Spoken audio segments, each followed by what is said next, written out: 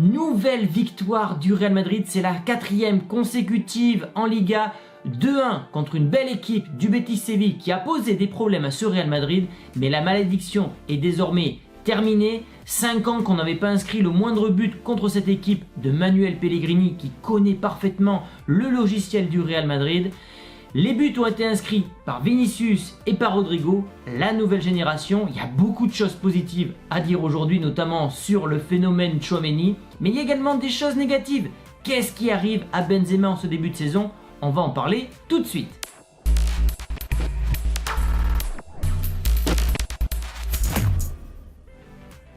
Si tu veux suivre l'actualité quotidienne du Real Madrid avec les entraînements, les classements, les avant-matchs, etc. et de façon gratuite, je t'invite à télécharger OneFootball.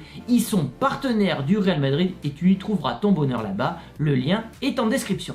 Quel début de saison! Quel début de saison, ça fait plaisir. Tout n'a pas été parfait aujourd'hui, certes, mais c'est normal. L'équipe va se régler petit à petit. Mais comptablement, déjà, tu en es à 4 matchs, 4 victoires, 1 trophée. Le Barça se déplace ce soir à Séville, ça ne sera pas facile, même si le Séville actuellement c'est une équipe un peu en crise, mais on ne sait jamais, le Barça va peut-être perdre quelques points là-bas, ça serait parfait pour le Real. Mais en attendant, le Real avait un adversaire compliqué, ça aurait pu très mal commencer avec ce penalty qui aurait dû être accordé à Fekir sur une erreur de Carvajal qui décidément fait encore un début de saison catastrophique. Quelques minutes après, c'est Vinicius qui va inscrire un but sur une passe laser d'Alaba. Et vous savez, quand Ramos est parti, évidemment on avait perdu un très grand défenseur, mais on avait perdu aussi la qualité de passe de Ramos. Elle a été remplacée à merveille par Alaba, car c'est pas la première fois que l'Autrichien fait des ouvertures à merveille comme ça. Alors déjà tout est parfait puisque la passe, elle a la bonne profondeur, la bonne distance, la bonne vitesse, mais surtout Vinicius est bien placé, il va bien jouer avec son corps pour se placer devant le défenseur comme ça. S'il y a faute du défenseur, c'est expulsion pour le joueur du Betis Séville. Ce n'a pas été le cas. Il va faire le lob parfait. 1-0 pour le Real Madrid et quelques minutes plus tard, le meilleur joueur du Betis va se blesser avec la sortie de Fekir. Donc finalement, tout s'est un peu bien enchaîné en ce début de match pour le Real Madrid qui avait du mal à entrer dans cette rencontre. Le but de Vinicius, je vais y revenir vite fait. Ce but-là, il ne l'aurait pas mis sous Zidane. Quand Ancelotti est arrivé, il a vraiment travaillé la finition du Brésilien et on voit tous les progrès qu'il a réalisés. 3 matchs d'affilée où il marque en Liga. Et attention les amis, je vais peut-être me mouiller dans cette vidéo, mais je pense qu'il est tout à fait possible que Vinicius termine avec plus de buts cette saison que Karim Benzema. Karim Benzema que je trouve, excusez-moi, émoussé. Son dernier match a été sauvé par 2 buts en 5 minutes en toute fin de match, mais dans le contenu, ça fait 3 rencontres au moins que Benzema, dans ses choix, dans ses déplacements, dans ses contrôles et dans sa finition, je le trouve moins bien. Alors, ça reste encore très cohérent pour ce Real Madrid. Est-ce qu'il y a un relâchement psychologique? Est-ce qu'il y a une usure physique? Je ne sais pas. Et c'est pourquoi le Real aurait dû prendre un remplaçant. Hazard ne fait pas le job. Asensio ne fait pas le job. Rodrigo, quand tu regardes ses statistiques, il marque toujours lorsqu'il part des côtés, côté droit ou côté gauche. Donc tu n'as pas de remplaçant à Karim Benzema. Il y a une Coupe du Monde qui arrive. Attention.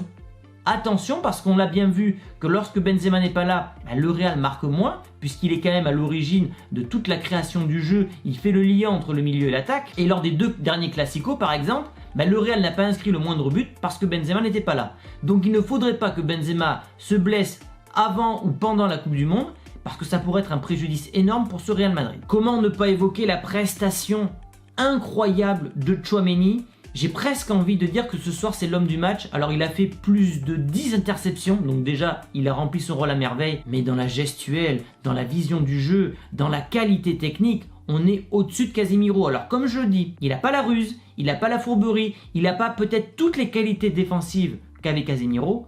Il a un profil totalement différent, mais qu'est-ce que ça fait plaisir. Le risque qu'il prend aujourd'hui dans ses passes, on a vu des passes laser, verticales, où il va casser 1 ou 2 lignes. Il va faire sa petite roulette en jouant avec le corps. Bref, c'est un joueur en pleine confiance.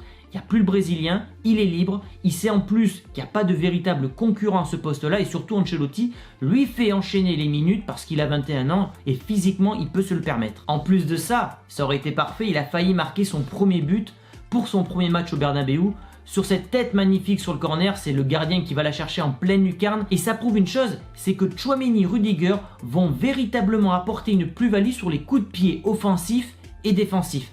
Parce que c'était un véritable manque de ce Real Madrid, j'en avais beaucoup parlé l'an passé. Cette année, j'ai l'impression que le Real va travailler ses coups de pied arrêtés et avec des gabarits comme Tchouaméni, Rudiger, Benzema, Militao, tu pourras inquiéter les adversaires de ce côté-là. Alors comme je disais, tout n'a pas été parfait puisque c'est quand même le 4e match consécutif où le Real va encaisser un but, c'est-à-dire qu'il n'y a pas pour l'instant de clean sheet. Alors c'est normal puisque la défense a changé, la dernière fois c'était Lucas Vazquez, aujourd'hui c'était Carvajal. Aucun latéral droit pour l'instant ne convient à Carlo Ancelotti. On vient d'apprendre en plus que Reece James, qui était la piste prioritaire pour les prochaines années, va prolonger du côté de Chelsea.